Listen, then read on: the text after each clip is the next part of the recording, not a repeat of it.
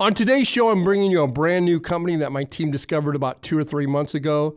It's Cannara Biotech Inc. You can find them on the OTCQB, ticker symbol LOVFF. And also, if you're up there in Canada, you can find them on the CSE under the ticker symbol LOVE. With us today is the CFO, Lennie Ryer, and also Barry Laxer, the Chief Operating Officer. Gentlemen, welcome to the show. Good to be here. Thank you. Thank you, Everett.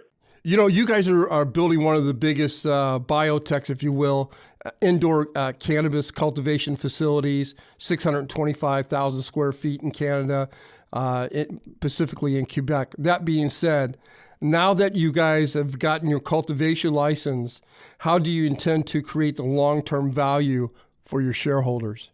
Thank you for that question, Everett. As you well know, the cannabis industry honeymoon effect with the capital markets has evaporated fairly quickly. Yes. Investors now want us to behave like any other profit-oriented industry. We need to show strong top line in terms of revenues. We need to quickly get to positive earnings per share, and we need to show long-term sustainability through positive cash flow. We believe we can attain these goals for three basic reasons. Being in Quebec, we have the lowest cost of goods in the country. We have access to 15 megawatts of power at 3.6 cents per kilowatt hour. This is a huge cost of goods advantage for anybody in Quebec. We also have scale. As you mentioned, Everett, we have a 625,000 square foot facility. The first 170,000 square feet is now licensed. We also have the ability to expand into our vacant space once we've verified and validated we know how to cultivate in a successful and consistent manner. And most importantly, we've taken great steps to develop superior genetics and produce, hopefully, premium strains of cannabis, and Barry's going to talk further to that. You know, that is so funny you bring that up. You know, I hear about all kinds of strains, premium strains. Barry, explain to me what is exactly a premium strain and what makes you guys so different? Premium strain is really actually a subjective term. What's premium to one person may not be premium to another person. You need to qualify that.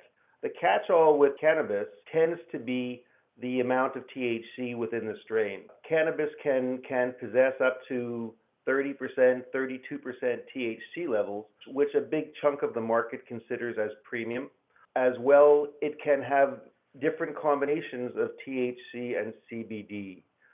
Different strains have been cultivated over the last 25 years to try and bring out different properties in the cannabis itself. On top of the THC, there's also the effect of the terpene, which are the properties of the different genetics which give it unique flavors and smells. And again, that is a subjective choice depending on the user. Cannara has had the benefit, since this has been long in planning, of being able to source out different types of strains from all kinds of different places in California, in Africa, in the west coast of Canada, and we've tried to put together a package of what we consider qualities that different types of consumers will consider top strains. You know, I was looking at your guys' company, and what really amazes me a lot is that everything's indoor. I'm sure it's going to be, the kind that you're looking for and kind of strains that you're looking for. That being said, let's change gears here and look at your balance sheet. It appears that you guys are well positioned to execute on your business plan. Is there a capital market strategy that you could share with our listeners?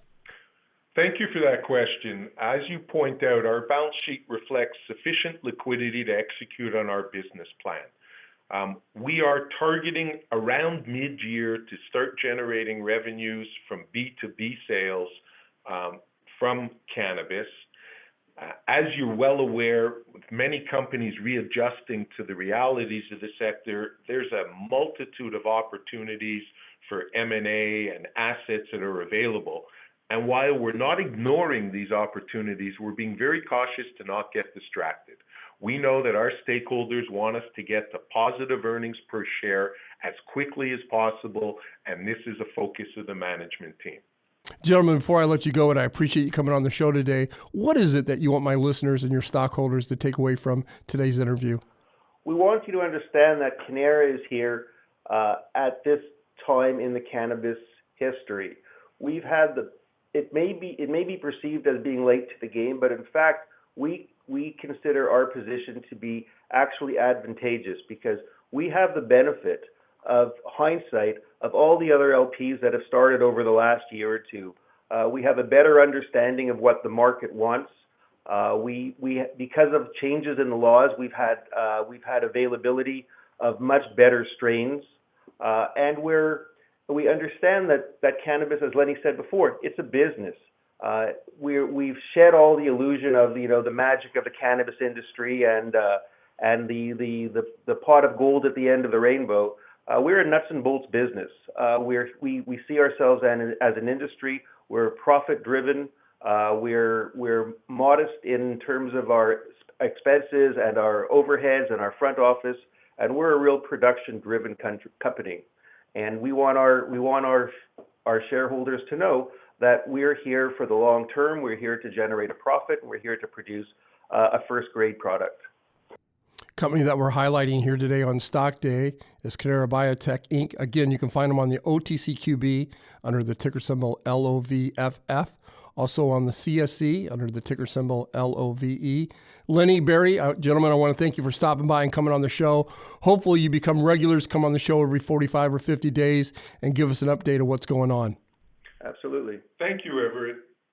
This program is entirely sponsored and produced by La Jolla Media LLC, which is responsible for the content. The opinions and information provided on this program are for educational and research purposes. Stock Day encourages all listeners of this program to do their due diligence and research when determining investment strategies that will work for them, or to seek the assistance of an investment professional.